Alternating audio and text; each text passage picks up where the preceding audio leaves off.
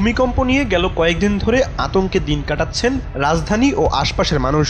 কারণ গেল ৩৬ ঘন্টায় রেকর্ড ৪ বার অনুভূত হয়েছে কম্পন। ফলে কেউ কেউ আতঙ্কে রাজধানী ছেড়েছেন, কারণ সামনে আরও বড় ধরনের ভূমিকম্প হতে পারে এমন আগাম বার্তা দিয়েছেন বাংলাদেশ আবহাওয়া অধিদপ্তরের ভূমিকম্প পর্যবেক্ষণ কেন্দ্রের ভারপ্রাপ্ত কর্মকর্তা রুবাইয়াত কবির। শুক্রবার দুপুরে তিনি এই সতর্কবার্তা দেন। শুক্রবারের ৫.৭ মাত্রার প্রাণঘাতী ভূমিকম্পের দুঃসহ রেশ কাটতে না কাটতেই শনিবার রাজধানী ও আশপাশের এলাকায় মাত্র ৮ ঘন্টার ব্যবধানে আরও ৩টি মৃদু কম্পন অনুভূত হয়। বিশেষজ্ঞদের মতে এমন ঘন ঘন কম্পনকে মোটেও ভালো লক্ষণ হিসেবে দেখা যায় না।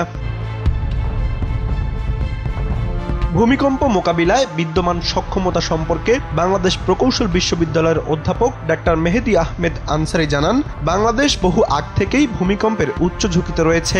ঝুঁকির মাত্রা বিবেচনায় দেশকে ৩টি জোনে ভাগ করা হয়েছে। জোন ১ উচ্চ ঝুঁকি, জোন ২ মাঝারি ঝুঁকি এবং জোন ৩ নিম্ন ঝুঁকিপ্রবণ এলাকা।